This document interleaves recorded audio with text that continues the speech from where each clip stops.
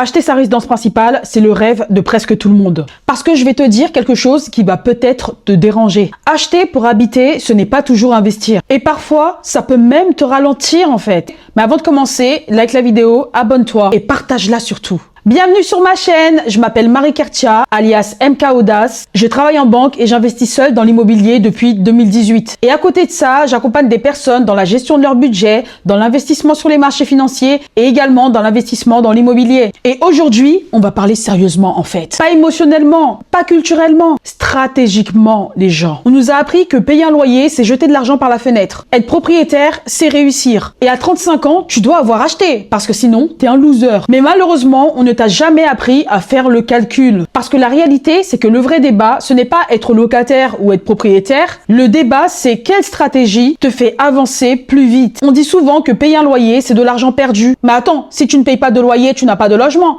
Et si tu n'as pas de logement, tu es à la rue. Bon, les gens, restons concentrés en fait. Parlons peu, parlons bien, parlons vrai. Quand tu achètes, tu dois payer les frais de notaire, les intérêts de ton crédit, la taxe foncière, les charges de copropriété, les travaux, l'entretien, l'assurance. Non, l'assurance tu payes aussi en tant que locataire. Mais tu payes l'assurance de ton prêt par contre. Tout ça, ce n'est pas gratuit non plus. En plus de ça, n'oublie pas que sur les premières années d'un crédit, tu rembourses une grande partie des intérêts. Donc, techniquement, toi aussi tu perds de l'argent. La question, ce n'est pas perte ou pas perte. La question, c'est qu'est-ce que ça te permet de construire. Cas d'école, prenons deux personnes. La personne A achète sa résidence principale 300 000 € sur 25 ans avec une mensualité à 1 500 € par mois. La personne B, elle reste locataire, elle paye un loyer à 900 € par mois et investit 500 € tous les mois ailleurs. D'après toi, qui est la plus stratège? Sur 10 ans, la personne B peut avoir un portefeuille de titres, un apport pour un immeuble, de la liquidité, de la mobilité. Pendant que la personne A, elle est bloquée géographiquement, elle a peu de flexibilité et elle a mobilisé toute sa capacité d'emprunt. Ce n'est pas blanc ou noir les gens, c'est stratégique. Attention,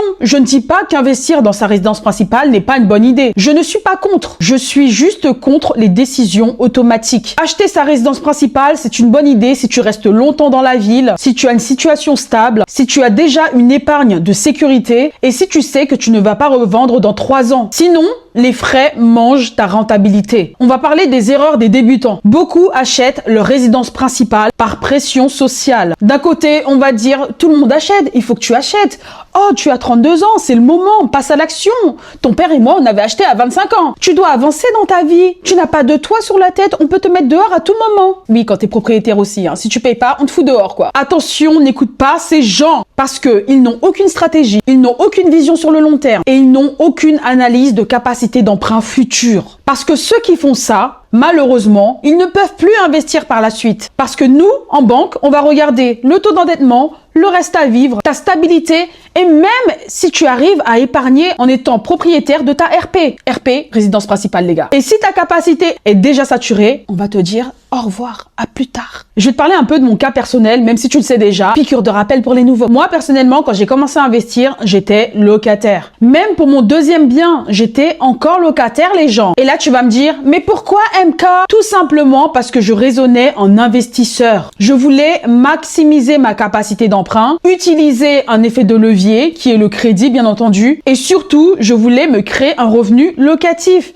N'oubliez pas, quand j'ai acheté, j'étais seule avec 2 enfants. Donc j'avais besoin d'une sécurité quand même. Je n'avais pas besoin d'immobiliser ma puissance financière. Ce que personne ne te dit, c'est que la résidence principale ne te rapporte aucun cash flow. Tu ne génères pas de revenus complémentaires. Tu es simplement immobilisé. Elle peut te sécuriser émotionnellement, mais elle ne te rend pas forcément plus riche. Et ça, personne ne le dit clairement. Avant d'acheter, tu dois absolument te poser ces questions. Est-ce que je veux y habiter ou investir? Est-ce que je suis stable géographiquement? Est-ce que je sacrifie ma capacité d'investissement? Est-ce que je comprends le coût total? Pas juste la mensualité les gens, non, le coût total. Parfois, la meilleure stratégie, c'est de rester locataire, investir ailleurs, construire du patrimoine financier, puis acheter plus tard, quand tu seras vraiment prêt en fait. Ce n'est pas une course les gens. C'est une construction. Et tout ça, ça se fait step by step.